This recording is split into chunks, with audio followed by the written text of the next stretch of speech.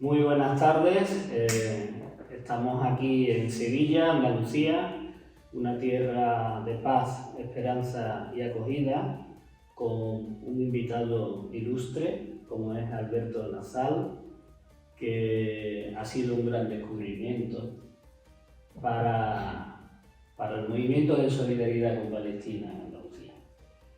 Y hoy queremos trasladaros algunas reflexiones, algunas consideraciones que vamos a compartir en tu programa. Pues muchas gracias y buenas tardes a todos aquellos que nos escuchan en toda América, sea del norte, central, Latinoamérica querida, especialmente mi país, Chile, y por cierto, España, donde nos acoge en este momento en la milenaria Sevilla, en la histórica Sevilla. Y por qué no decírtelo, qué ciudad más bonita, hombre. Qué ciudad más bonita. Ayer cuando estuvimos compartiendo la cena, ¿te acuerdas? Por cierto. Estuvimos hablando de los orígenes de Sevilla, más de 2000 años de historia, la Sevilla tartésica y todo esto. Y me hablaste de unos proverbios árabes que tú estás compilando. Desde hace muchos años. Pero agreguémosle un poco más a la historia de esta milenaria ciudad, porque ya son 3000 años. Sí, el siglo IX los cartesios. Correcto. Después, ¿cierto? Vándalos. No, después romanos en el siglo II a.C., después vándalos visigodos, y el 712 el general Musa toma posesión de Sevilla. En árabe le llamaron Ishbilia, los romanos le llamaron Hispalia. ¿Y los cartesios? ¿Te das cuenta en qué ciudad estamos? ¿Cuánto puede aportar esta ciudad? Y cuánto me impresiona cuando... ¿Cómo se llama la plaza donde está el Alcázar de Sevilla? Ese lugar tan lindo. La plaza de... A donde termina Mateo Goga. La Plaza del Triunfo. La Plaza del Triunfo. Cómo los turistas no se calzan de fotografiar esa maravilla que dejó la civilización árabe acá. ¿Podrías hablar un poco de eso tú, que eres local? Bueno, yo no soy experto. No, pero la disfrutan los turistas del mundo, hombre. Sí. Es un legado. Sí. Has hablado de la gran mezquita de Sevilla. Y la torre. Esa torre almohade magnífica que tiene pues, la estructura de todas las mezquitas que ha habido, con su patio de naranjo al principio, sus pilas para las abluciones, para lavarse las manos, todo eso se conserva. Lo único de particular y negativo que tiene es que el patio de los naranjos en Sevilla ahora mismo está privatizado. Antes se podía jugar ahí. Los niños y las niñas de Sevilla podían jugar ahí. Ahora no, ahora está privatizado, forma parte del complejo de la catedral, que antes pues, no tenía ningún tipo de problema a la hora de acceso y tal, y ahora se está convirtiendo en un espacio de negocio para la Iglesia Católica. Pero bueno, veamos la parte positiva. Esa torre se le añadió la parte de arriba, claro. Se le añadió el campanario cristiano. Pero esa torre tiene muchas torres muy parecidas en el norte de África. En Marrakech, por ejemplo, hay una que es prácticamente igual. Qué interesante, ¿no? Sí. Qué emocionante y qué agradecido de la vida para mí poder haber tenido la suerte de encontrarte en una manifestación pro-palestina. Sí. Aquí en Sevilla, hace 15 días atrás. Y me gustaría no olvidar algo muy bonito que nos presentó un jardinero. Porque yo le dije, ¿cuál es tu profesión? Me dijo, Alberto, es que soy jardinero. Este hombre, yo no sé su apellido cristiano, pero ahora se llama Jihad. Vaya un saludo para él cariñoso. Sí, claro que sí. Él fue el que me dijo, mira y tal y cual, y yo conozco. Y de repente apareciste tú con la bandera palestina y una manifestación. Creo que ustedes han hecho 7 manifestaciones seguidas. Sí, cada lunes prácticamente, desde que ¡Oh! comenzó la agresión sionista a Gaza y a Cisjordania, porque también están haciendo incursiones militares en Cisjordania, sobre todo en Yemen, están haciendo auténticas barbaridades. Pero desde que empezó la invasión de Gaza hemos hecho concentraciones la primera y luego fueron todas manifestaciones. Bueno, ayer nos encontramos en un restaurante después de que ustedes, junto con un señor fantástico que conocí anoche, Antonio, andaba todavía lleno de banderas palestinas y gentilmente nos convidaron a Román, que es la persona que está filmando para que este video se vaya a la nube. Y la verdad que quedé muy impresionado con esa persistencia. ¿Quién eres tú? Bueno, Sí. es una pregunta muy filosófica. ¿Quiénes somos? ¿Quién eres? ¿Quién eres tú? Bueno, yo me llamo Javier García, soy miembro de la plataforma de Solidaridad con Palestina, que es un grupo que hemos hecho solidaridad con Palestina tanto en el aspecto de difusión como en el aspecto de movilización desde hace más de 20 años aquí en Sevilla. ¿20 años? Sí, y formamos parte de lo que se llama la Coordinadora Andalucía con Palestina. Andalucía con las Palestina. provincias de Andalucía tenemos grupos específicos de trabajo de solidaridad con Palestina. Yo, aparte de la plataforma, pues también he sido cooperante. En 2008 trajimos con la ONG Paz Ahora y trajimos aproximadamente unos 200 niños palestinos de distintos campos de refugiados. ¿Ustedes? Sí, sí. A Andalucía, al Andaluz. A Andalucía y también a otras partes del Estado español de campos de refugiados. El programa se llamaba Vacaciones en Paz. Vacaciones en Paz. Vacaciones en Paz, que es un programa que aquí históricamente en Andalucía se ha hecho con los niños saharauis, lo ha hecho la Asociación de Amistad con el Pueblo Saharaui, y eso fue pues un poco intentar la misma experiencia pero con niños palestinos.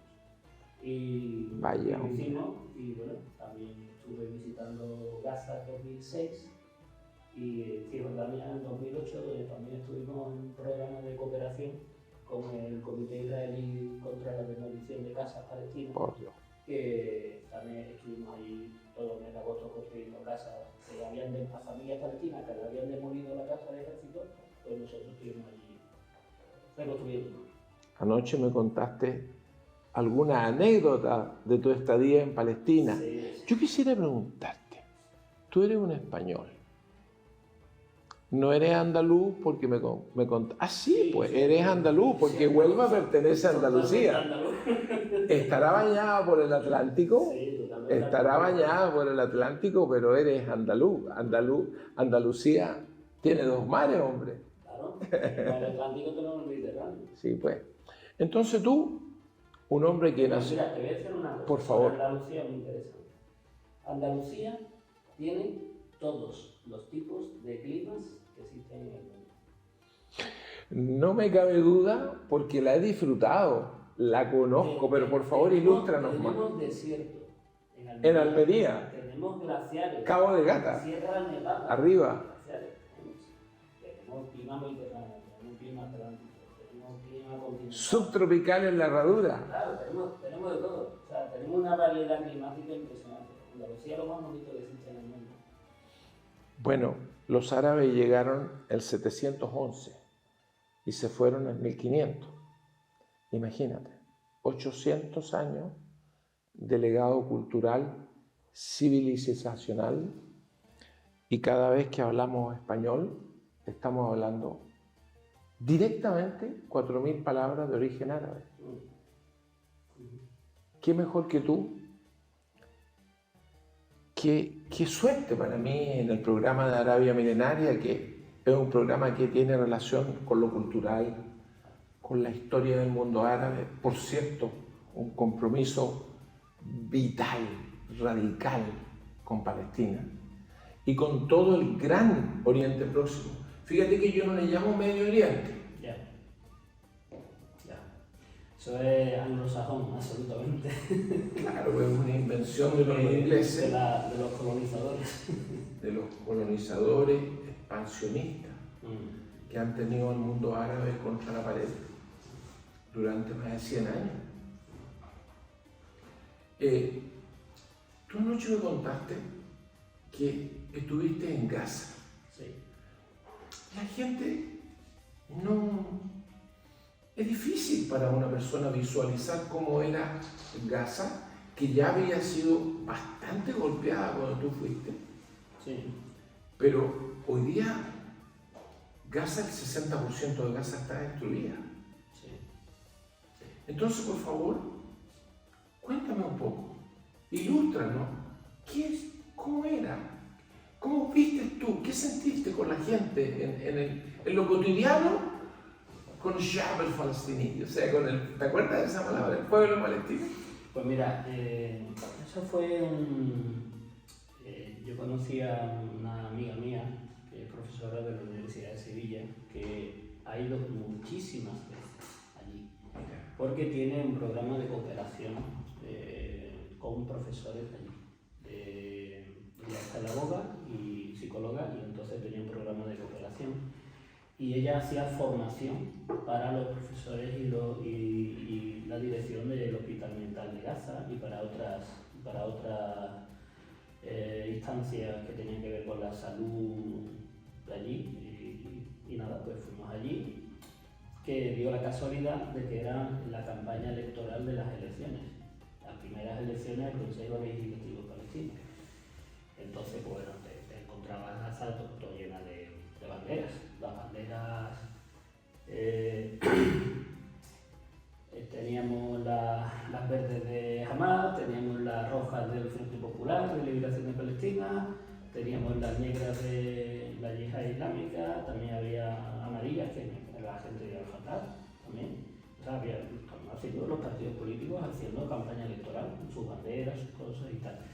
Y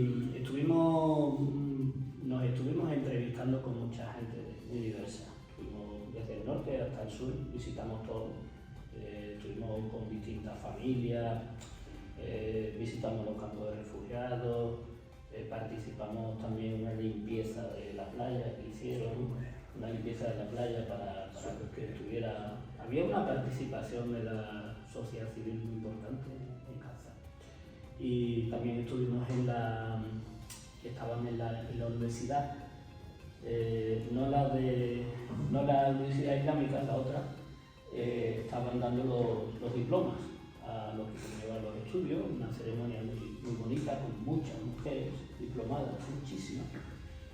Ese planteamiento que dice que ahí se ha implantado la Sharia y que no sé, eso es mentira, eso es absolutamente falso. Allí no. Doy crédito porque gracias a Dios también conozco Gaza. Eso, una de las cosas, por ejemplo, que decían la gente de Hamas es que no iban a plantear nunca la aplicación de la ley islámica porque Palestina es muy plural y muy diversa. Por ejemplo, estuvimos con familias cristianas y nada. ¿Podría hacerte un paréntesis? Mira, qué bueno que menciones. Fíjate que el grueso de las personas en el mundo está convencida de que Gaza, gracias a la brutal propaganda, insistente propaganda, es puramente musulmana. Para nada. Y se olvidan de que en el siglo III San Porfirio vivió en Gaza.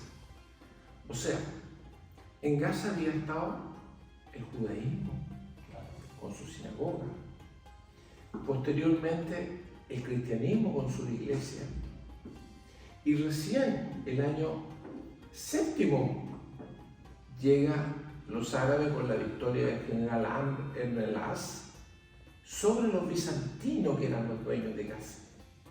Después él continúa con su victoria hasta Egipto. O sea, Gaza ha visto pasar no solamente el judaísmo, el cristianismo, el islam, sino que la religión de los faraones. Porque Gaza era la provincia preferida de los faraones. Tú lo mencionaste, pues. Gaza tiene un clima mediterráneo estupendo, donde crecen todas las frutas mediterráneas, con una playa hermosísima. ¿Tú viste la playa? Mira, sobre eso incluso podemos dar un dato súper actual.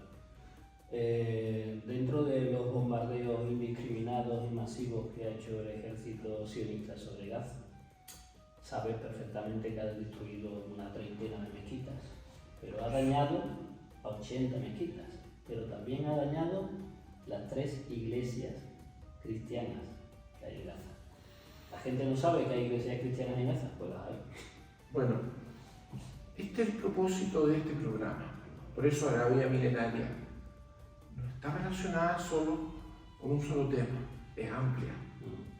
Y trata en lo posible de decir las cosas como son, de entrevistar a diversas personas. Y esa suerte para mí de haberme encontrado contigo, un español, que ha ido 2 veces a Palestina, que conoce el West Bank perfectamente. Me contaste que estuviste en Nablus, Sí. en mi universidad. Sí, Porque yo fui profesor en Nablus. Esa experiencia fue, bueno, fuimos de Ramallah a Nablus y tuvimos que pasar por el checkpoint. Por el Huwara, Sí. el checkpoint más temido de Palestina. Sí. Pues fíjate que cuando ya volvíamos, allí mataron a 3 palestinos, 3 chavales. Bueno, pues cuando íbamos de Ramallah a Nablus, pues, por cierto, es una cosa muy bonita que antes de contarte la experiencia del checkpoint te quiero... Por favor, Tú expláyate. sabes que hay en las montañas de Yo soy tu huésped.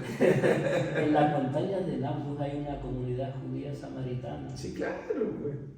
Claro. Que es antisionista, Sí, claro. que habla árabe. Fueron mis alumnos. Que son descendientes directos de aquellos israelitas hace 3000 años. Fueron Porque mis alumnos. Israelita e israelí son 2 cosas totalmente Claro, pues diferentes. israelí es el ciudadano del actual Estado sionista, Efectivamente. expansionista, colonialista, La mayoría apartheid de Israel. Claro, la mayoría de ellos además provenientes del norte de Europa o de otros países del mundo, pero que tienen muy poco que ver con la población de Oriente Próximo. Bueno, pues te voy a contar la experiencia Por favor. del checkpoint. Íbamos para pasar a Nablus y, bueno, pues mis 2 compañeros se quedaron un poco atrás, yo pasé el primero y nada, pues básicamente fui para adelante y ya me empecé a hablar con el jefe que estaba allí, que era un sargento de origen argentino. Pero claro, nos entendíamos, lógicamente, con su acento y yo no el mío, pero hablábamos español, ¿no? Y claro, me preguntaba por el Barcelona, el Madrid, Fútbol Club, en fin, de fútbol, ¿no? Nosotros no fuimos en la cola de los palestinos. Como nosotros éramos internacionales, nos poníamos en otro sitio, en otro espacio. Y yo vi que había unos niños que estaban como detrás de una camioneta, pero enjaulados, como si fuera una especie de cárcel móvil, ahí metido. Y claro, le dije, oye, y estos niños, ya, hablando con ella... ¿A quién? Al sargento. Al sargento. Al sargento Ya. de israelí le dije, y estos niños, todo esto en español, ¿eh? Sí, pues sí, era argentino. Sí. Y entonces me dice, no, son terroristas. Eran niños menores, pero muy pequeños, ¿eh? No te voy a creer que eran adolescentes, eran niños. Y nada, me quedé ya impactado por eso. Fíjate que, ya te digo, a la vuelta nos enteramos, el día antes habían matado a 3 palestinos en ese checkpoint. Gente no puede pasar en Cisjordania de una ciudad a otra. Está totalmente controlado. Son lo que en Sudáfrica eran los batustanes, los espacios esos guetos que tenían. En Cisjordania es igual, o sea, tú no puedes pasar, no hay libre circulación, todo está, bueno, hay carreteras especiales para los colonos, solo para ellos, que eso no tiene ningún tipo de control. Los colonos están armados hasta los dientes, hay un montón de colonias, cada vez más. Está el muro de la vergüenza, que está declarado ilegal por Naciones Unidas, que ahí está, cada vez mayor, cada vez lo siguen construyendo más, etc. Se da el caso de que tú estás en una ciudad palestina y tienes tu tierra, no sé, a 500, 600 metros, que eres agricultor, de pronto te plantan el muro en medio y ya no puedes acceder a tu tierra, y es una manera de expulsar gente, igual que están echando a la gente de Jerusalén que los están echando, que están sacando de sus casas, se las dan a familias sionistas y los echan de sus casas. Es una situación de impedirle la vida normalizada a la gente. Por ejemplo, tienes una casa en Jerusalén y tienes que reformarla, no te dan los permisos de obras. Todo está pensado para que te vayas. Todo está pensado para que venga un sionista, te compre la casa y la vendas por nada, porque es que si la no, tienes en ruinas. y si no te la compran, Te la quitan al final. viene el ejército y en nombre de security te la expropian mediante la violencia y la fuerza. Pero mira, ya que tú no eres palestino y viviste en Gaza, ¿cómo son los gazatíes en el day to day, en la vida diaria? ¿Estuviste comiendo con ellos? ¿Dormiste en la casa de ellos? Cuéntanos, por favor, porque Sí, estoy seguro que la gente está aburrida, perdona, y está acongojada. Hay muchos que están enfermos del estómago, de angustia, de ver tanta masacre, sobre todo con los civiles, con las mujeres, con los niños. Entonces, por favor, hagamos un paréntesis y cuéntanos tu vida como andaluz. Sí. Así, fíjate que no te dije andaluz, como andaluz en Gaza. Mira, lo primero que me impactó al cruzar el checkpoint de Erez, en el norte de Gaza, fue que había un dirigible a unos 200 metros de altura, que luego nos enteramos que tenía todo tipo de sensores para controlar toda la franja. Fue lo primero que me impactó. Bueno, nos acogió una familia cristiana, de cultura cristiana, y nos cedió habitaciones para poder dormir y tal. O sea, tú dormiste en Gaza, sí, claro. No en hotel, nada, o sea, viviste en la Gaza cotidiana. Sí. Bien. No, en hoteles no. Mira qué interesante. En Cisjordania sí estuvimos en hoteles, pero en Gaza no. En Gaza íbamos a un hotel que está precisamente también en la parte norte, donde estaba al lado de la playa, básicamente para tener internet, porque había luz 3 horas al día. 3 horas al día.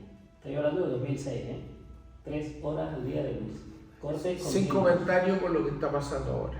Bueno, ahora sí, es terrible, ¿no? Terrible. Pero estoy hablando de 2006, sí. Que cuando nosotros ya estábamos dentro, comenzó la invasión de Israel del sur del Líbano.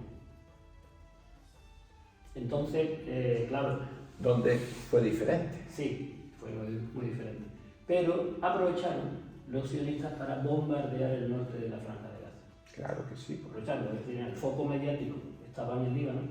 Y estaban perdiendo, de hecho. Sí, de hecho perdieron, ¿no? Perdieron la guerra con la milicia Hezbollah. Sí. Hezbollah. Tú sabes que Hezbollah significa el partido de Dios. Y hoy en día hay varios Hezbollah.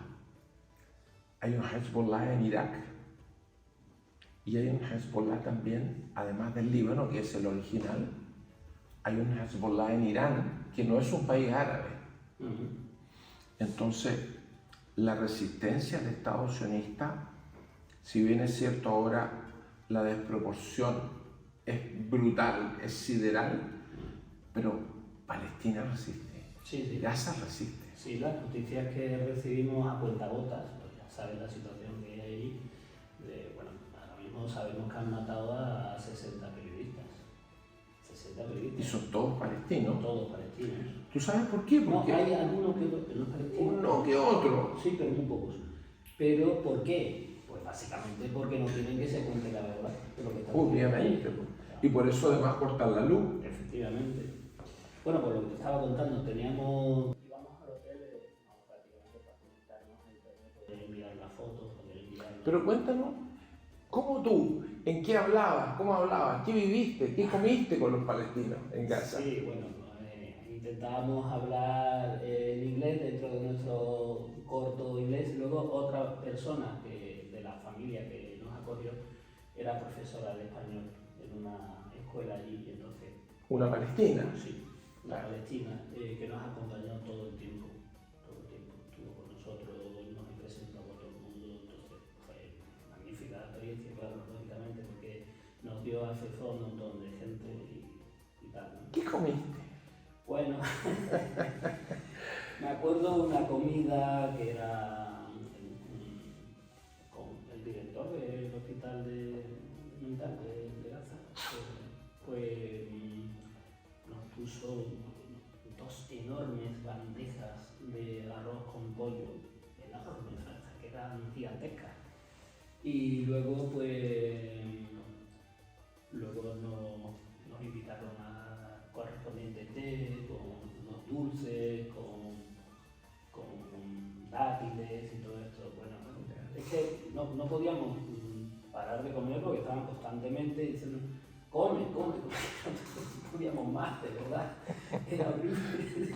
Y claro, tampoco queríamos, entonces uno, no, coge esto, come esto, tal, una amabilidad, ¿cómo te diría? Y una acogida alucinante. Pero bueno, te voy a contar otra cosa que vas a alucinar también. Lo que tú dices, discúlpame, Sí. echa por tierra esa fama de que el árabe, el palestino, es terrorista, es cruel, maltrata. Y no quiero expandirme más porque te digo que ya cayó el telón a la mentira de Sion. Hombre. A Netanyahu ya no le cree Nadie. No le cree ni su propio pueblo. Fíjate que han habido manifestaciones en su casa, sí, pero multitudinarias. Y se dice, pero no por mí ni por ti, lo que te contaba anoche, que ya no puede dormir 2 noches seguidas en un mismo hogar. Pues mira, te voy a contar una cosa que me impactó mucho. Allí conocí a un señor, eso fue en el sur, cerca de Rafah. Tenía una hacienda con sus animales, con sus cultivos y tal. Y en una incursión que hizo el ejército israelí lo destrozó todo, absolutamente todo. O sea, los animales murieron porque no podía acceder a ellos, no podía darle agua, pidió varias veces ir a darle agua a los animales y tal, le dijo que no, al final murieron. Y toda la plantación absolutamente destrozada. Él nos enseñaba la foto de cómo estaba, que era súper bonito, luego tenía que ir con sus árboles frutales y todo. Pues este señor estuvo de extra en películas internacionales, ganó un cierto dinero y se fue con su familia a Gaza a vivir. O sea, no era un... Era un extra de películas. Pero no era palestino. Sí, era palestino. Ah, ya. Palestina toda la vida. Y se fue allí y claro, a mí me impactó un poco. Y yo, si tenías una tal, dice, no, pero es que ya no, los permisos, yo tenía aquí mi familia, los permisos ya no te los daban como antes, exacto. Total, que como yo tenía un dinero, pues invertí, compré tierra y me quedé aquí. Se lo destrozaron todo. Me acuerdo perfectamente que en una especie de choza, porque era una choza, que estábamos ahí sentados en piedras, nos invitó a un té y nos ofreció lo poquito que tenía. Lo poquito que tenía nos lo puso delante. Así que con eso ya te quedas. Bueno, mira, hay un escritor francés, se llama Le Bon, Gustave Le Bon. Él escribió un libro que se llama La civilización de los árabes, la civilización de los árabes. Y él dice un poco lo que dices tú. Dice, los árabes son el único pueblo del mundo que tiene los 7 defectos pero también las 7 virtudes: hospitalidad, sharaf, honor, dignidad.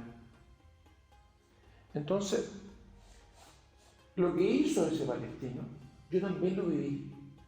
Yo tuve la suerte de ser profesor en 2 universidades palestinas, en Nablus y más cerca de Jerusalén, que Jalil, que en árabe es Hebrón. No sé si tú conociste Hebrón. Sí, también. Bueno, ahí a la salida los muchachos me esperaban y muchos de ellos me decían así: profesor, al-Bayt. ¿Tú sabes lo que es al-Bayt en árabe? Al hogar. Y eran gente que había estado con problemas brutales. Bombardeo, gases lacrimógenos en sus casas, excrementos lanzados por carros especiales hacia las casas. O sea, te digo, el Estado sionista, no los judíos, fíjate, el Estado sionista, una buena parte de la sociedad israelí está deslocada del mundo.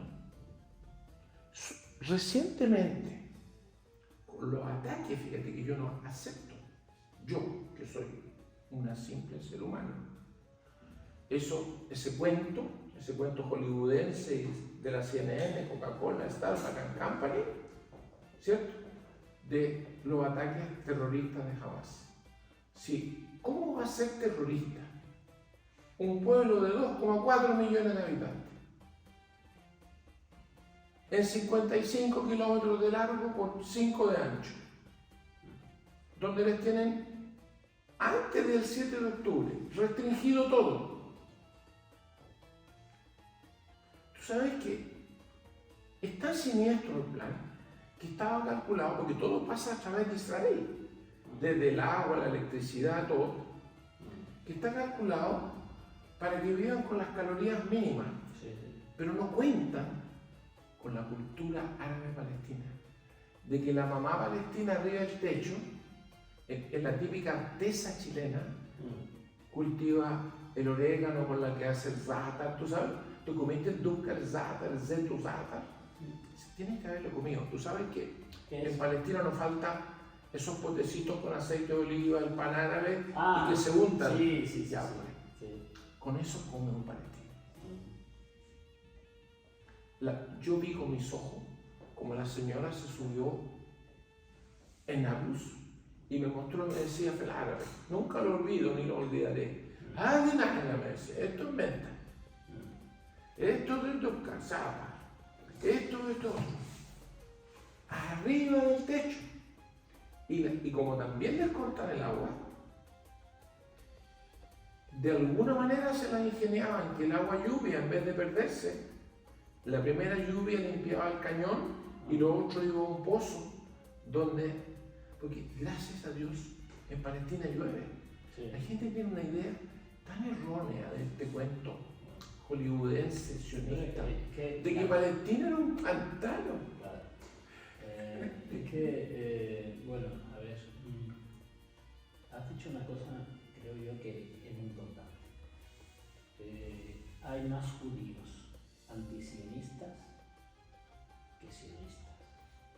¿Qué duda cabe, hombre? Claro, pero es que Israel se arroga la representación de los judíos a nivel internacional y eso es falso. Absolutamente falso. Hay mucha gente judía que está totalmente en contra de las barbaridades que Pero cometen. si tú acá me acabas de mostrar un libro, sí, por favor, sí, el de Ilan Pappé, en que es un libro este es magnífico, que hay que tener, perdona, cojones para publicarlo, porque él es, mira, gracias, te voy a contar, le conocí personalmente, gracias a una persona que ya está fallecida y voy a hablar en su nombre, de Eugenio Chaguán, que fue mi profesor en la Universidad de Chile.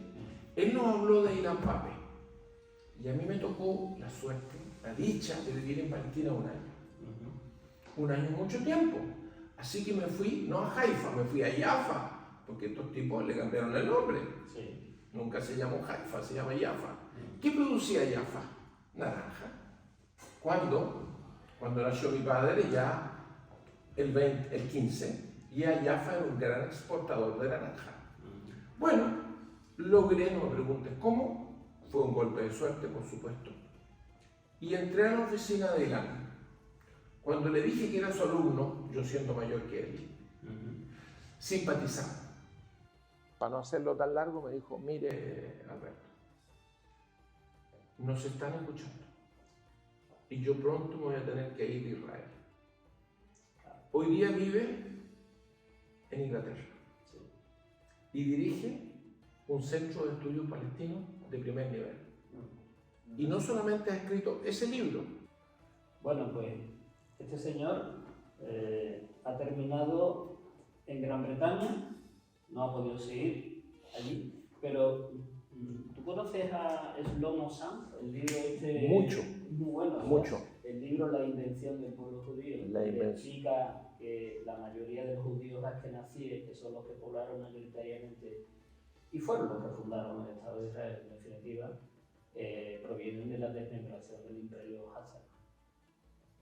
O sea, ¿tú quieres que hablemos de los házaros? Interesante, ¿verdad? Interesante cómo un historiador israelí plantea una tesis que viene a decir, no, la población del Estado de Israel mayoritariamente no tiene nada que ver con los israelitas de hace 3.000, 2.000 años, no tiene nada que ver, y además no tiene nada que ver mayoritariamente con la población de Oriente Próximo, sino que son gente que proviene de Polonia, de Alemania y sobre todo de Rusia, a raíz de la... Entonces el libro ese es muy bueno, igual que este es magnífico, porque este libro explica el plan Dalet. No, por favor. El plan que tuvieron los sionistas para organizar la limpieza étnica del pueblo palestino, lo que dio lugar a la Nakba. A la tragedia de la Nakba. Sí. Oye, mira, poca gente se ha atrevido a hablar de los házaros, pero yo soy un historiador. Los házaros fueron un pueblo turco-mongol que vivió y floreció entre el siglo VI y el siglo IX. Y por esas cosas de la vida se convirtieron al judaísmo y florecieron. Llegaron a ser una potencia entre el mar Caspio y el mar Negro, en el Cáucaso. Tuvieron una capital famosa, creo que se llamaba Itil, y aprovechando toda esa cualidad extraordinaria que tiene el pueblo judío del comercio, floreció este imperio que no es menor. Cuando la gente lo busque en Wikipedia, no tiene para qué consultar ningún libro musulmán, ni pro-palestino, nada. La propia Wikipedia. Marcar quiénes son los házaros. Bueno, ellos se convierten al Islam. Fueron derrotados por la Rus de Kiev. ¿Cuándo? El siglo IX, obviamente todo esto después de Cristo. Pero antes, incluso los árabes también combatieron con ellos. No te olvides que los árabes estaban en el cenit, el imperio arabo-musulmán en Bagdad del siglo IX estaba en su mayor apogeo. Entonces, hacia el norte se encontraron con un pueblo y con un imperio bastante duro con el cual tuvieron varios combates súper interesantes. Estos házaros también atacaron al imperio bizantino, o sea, también tuvieron guerra con Bizancio. Al final fueron destruidos por la Rus de Kiev, por pueblos eslavos. Muchos de esos judíos, no todos por cierto, un porcentaje importante, al ver sus rostros, tú ves que no tienen cara de alemanes, por más que hayan vivido en Alemania, ni de noruego, ni menos de daneses o de suecos. Tienen el ADN turco-mongoloide. Es muy fácil conocer a un judío del Sefard. Tú sabes que Sefard en hebreo significa España. Entonces, esos judíos obviamente emigraron a España porque los judíos por un tiempo breve estuvieron no en Palestina, en Canaán, porque fueron los filisteos el que le dieron el nombre a Palestina. Sí. Anoche tú, una vez que yo o tú mencionaste los filisteos, tú mencionaste otro pueblo que por favor me gustaría que siguieras. Sí, bueno, está el planteamiento de que los filisteos eran uno de los famosos pueblos del mar, Exacto. igual que los tartesos, Que que eran fueron los primeros que poblaron Andalucía. Y luego hay otra cuestión que es interesante. Tanto los filisteos como los tartesos aparecen en la Biblia. Por cierto. O sea, Tarsis, Por cuando hablan de cierto. Tarsis en la Biblia, que el oro de Tarsis, Tan cierto es que yo he hecho investigaciones y llamo a la gente que nos escucha, que nos ve, que lo investigue.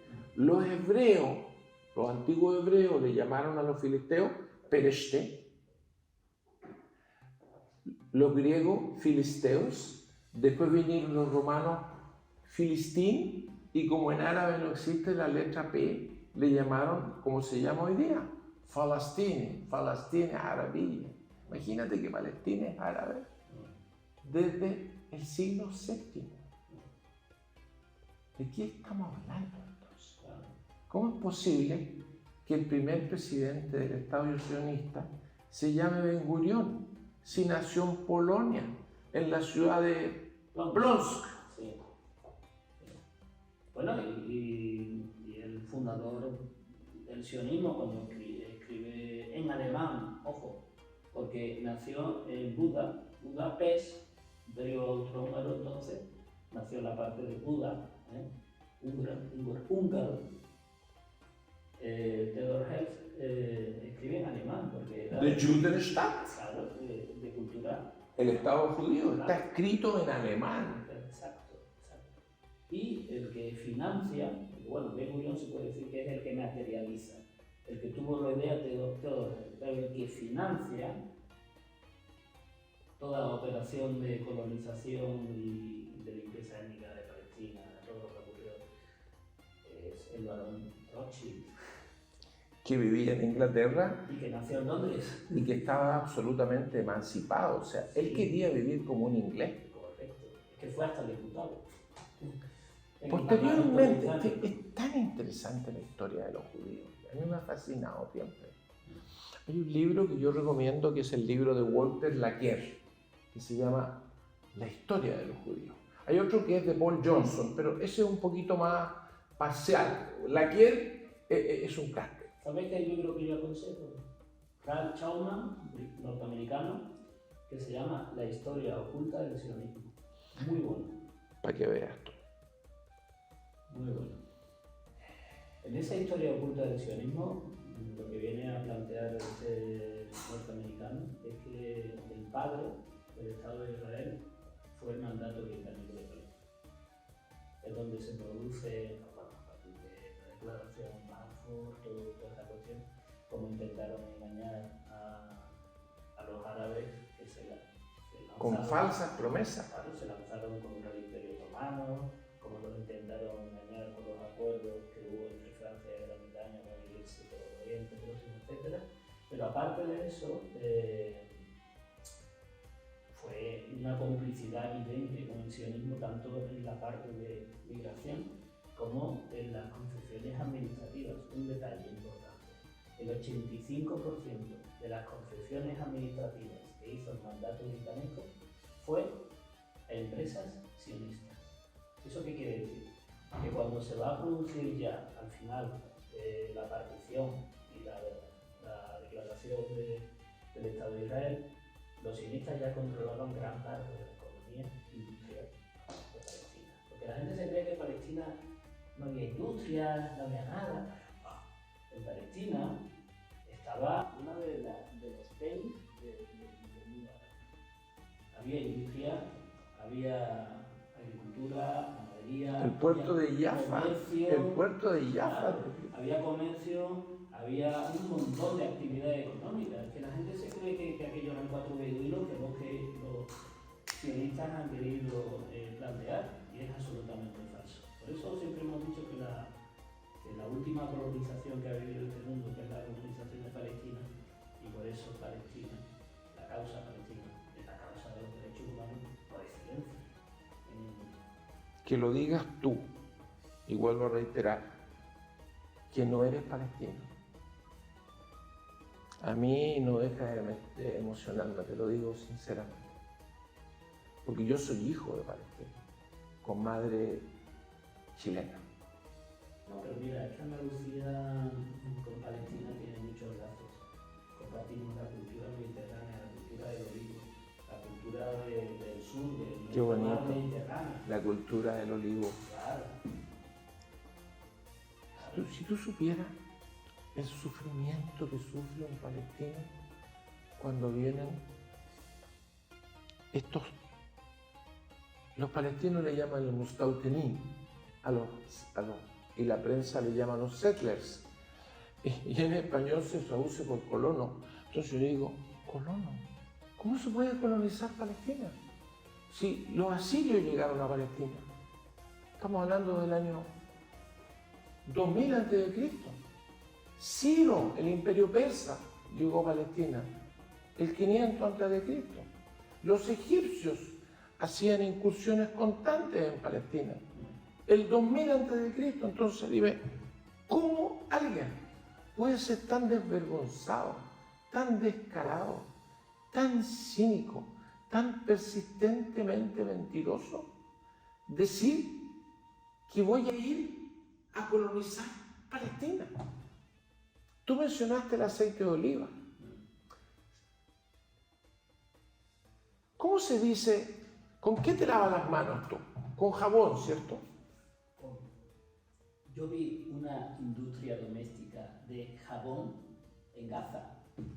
Y la palabra jabón del español, ¿de dónde viene? Del árabe sabún. Y los franceses la pronuncian exacto. Si tú vas a París, dices, monsieur, s'il vous plaît, je vais acheter de jabón, quiero comprar sabón. ¿Sabes cuántos baños había en Sevilla en la época de Adán? Dilo tú, pues, si tú eres el sevillano, hombre. Había cientos de baños. Y en Córdoba, miles. Córdoba era una de las grandes ciudades de aquella época. El hammam arabí, el baño árabe, ¿cierto? Europa conoce a Aristóteles por la escuela de traductores de Toledo, que eran gente de Al-Ándalus, de la España que vivimos en aquella época. Digo la España porque esto le disgusta a mucha gente, pero el primero que tuvo el título de Res Spania, en latín, que así le dirigían los reinos cristianos al emir de Córdoba. Cuando se dirigían sus cartas en latín, se le dirigían, había relaciones diplomáticas, no solamente hubo guerras, estamos hablando de 800 años. Le llamaban al emir de Córdoba Reis España, rey de las Españas. O sea que el primero que tuvo ese título fue el emir de Córdoba. Interesante, ¿no?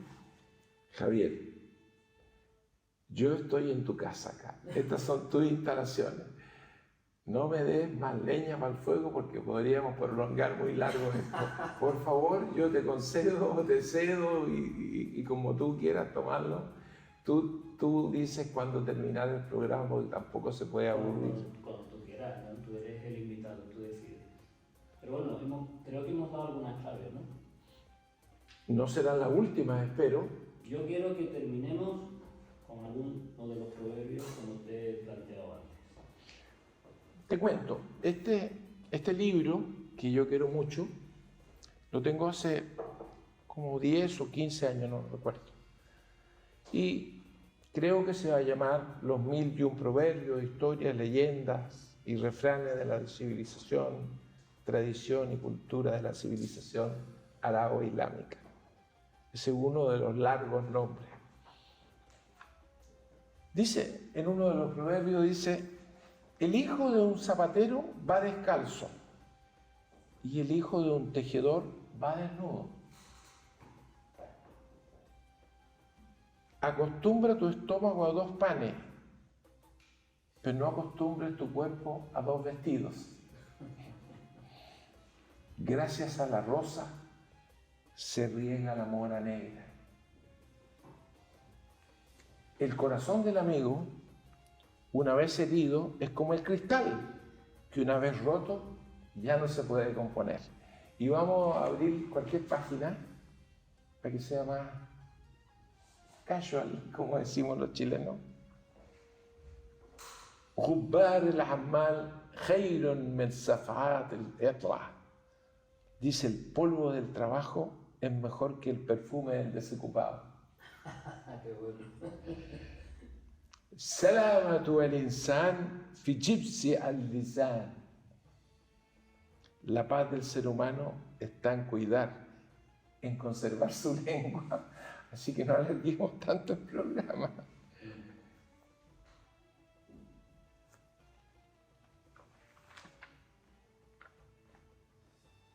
Pues aquí me aparece, a propósito, fíjate, me aparece el nombre de un libro muy interesante que se llama Mahoma y el Corán, escrito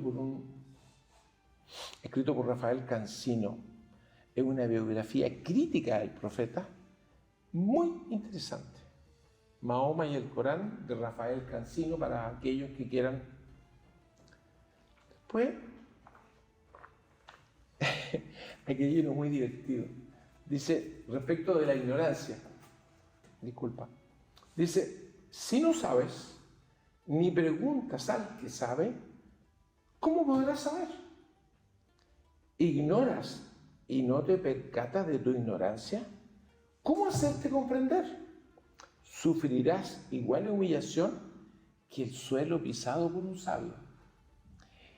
Y lo más asombroso es que no sabes, ni sabes que no sabes. Después habla sobre la presteza. A veces se agravan las desgracias por demorar sus soluciones. Si alguien te implora su ayuda, comprende que el mérito del auxilio está en su prontitud. Este es alguno de los maravillosos proverbios y sentencias puramente árabes que he recopilado a lo largo de los años que te mencioné. Algún día, Dios mediante, lo editaré aquí en mi querida España, porque yo estoy enamorado de este país. Yo en este país he encontrado mucho conocimiento. He encontrado gente como tú, bravo, que sin conocernos, Alberto, hagamos el programa, hagámoslo. Yo no tengo más que agradecerte, no tengo más que decirte que me siento súper sorprendido y orgulloso que siendo un andaluz seas un gran pro-palestino. No sé si quieres cerrar tú con algunas palabras de despedida. Yo solamente decir que he encontrado un amigo y como se suele decir aquí en Andalucía, te doy la mano y cuando doy la mano lo doy grande. Wassalamu alaikum. Que la paz sea contigo, el árabe. ¿Te acuerdas cómo se responde? Wa alaikum assalam. Y también contigo. Tú sabes que el olé famoso no es ni una más que una exclamación de algo. Ya Allah. ¿Qué? Y es muy andaluz. Por cierto. Muchas gracias. Gracias a ti. Y hasta luego, y a todos nuestros que nos siguen, que ya son varios miles, yo estoy muy sorprendido que Arabia Milenaria haya tomado un buen camino, quedan invitados hasta pronto en Chile, con algún invitado que encontraré allá, porque ya me tengo que ir. Muchísimas gracias.